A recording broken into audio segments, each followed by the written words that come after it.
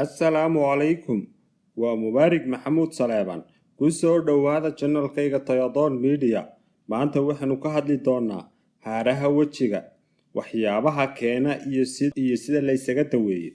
Haaruhu waa baro madmadow oo ku samaysma qaybo ka mid ah jidhka, gaar ahaan wejiga waxaana inta badan lagu arkaa dumarka, weliba xilliga ay uurka leeyihiin.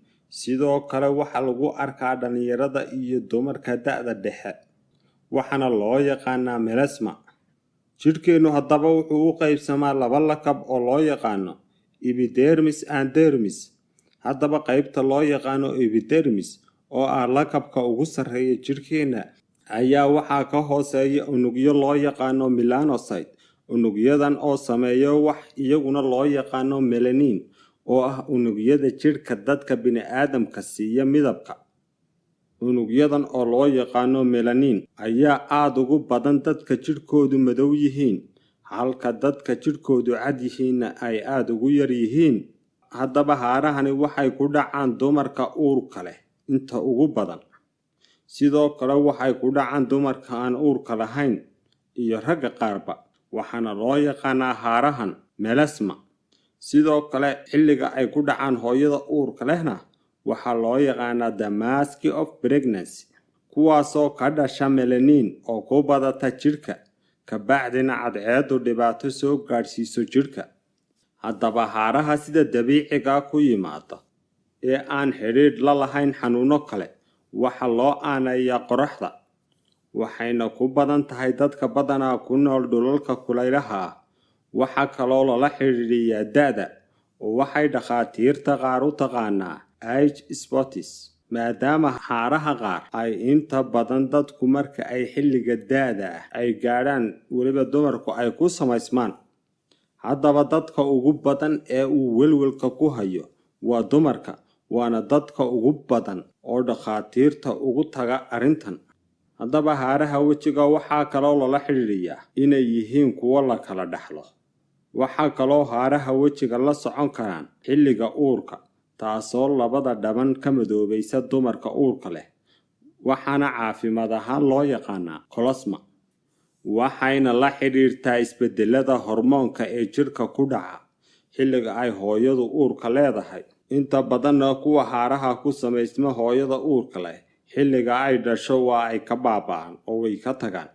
Sidoo kale haaraha wejiga ee ku dhaca dhalinyarada waxay badanaa la xidhiidhaa findoobka iyo isbedelka hormoonada ku dhaca.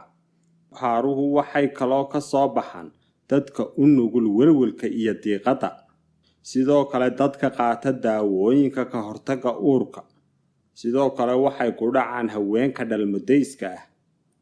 Haddaba waxay kaloo haaraha wejigu ku badan yihiin dadka qaba xasaasiyadda sida sanboorka iyo caabuqa sanqada.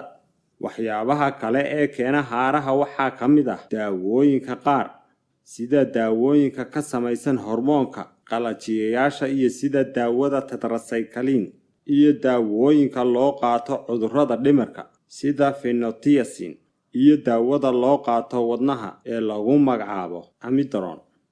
Haddaba xanuunada keena haaraha wejiga waxaa ugu caansan xanuunka beerka, xanuunada ku dhaca qanjidhada hormoonka soo daaya sida thyroid. Sidee haddaba looga hortagi karaa haaraha wejiga? Waa qodobka koowaad. Waxaad iska ilaalisaa qoraxda marka ay kulushahay, in aad isku dhigto ama ku shaqayso.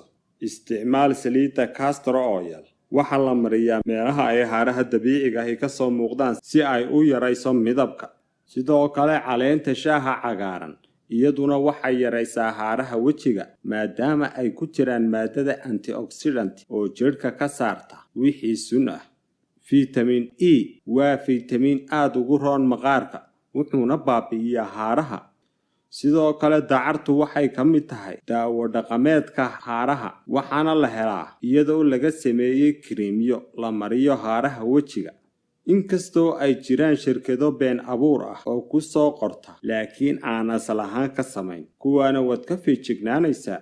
Ugu dambayn, waa inaad la xidhiidhaa dhakhtar ku takhasusay xanuunada maqaarka, waana daaweynta ugu fiican aad helayso.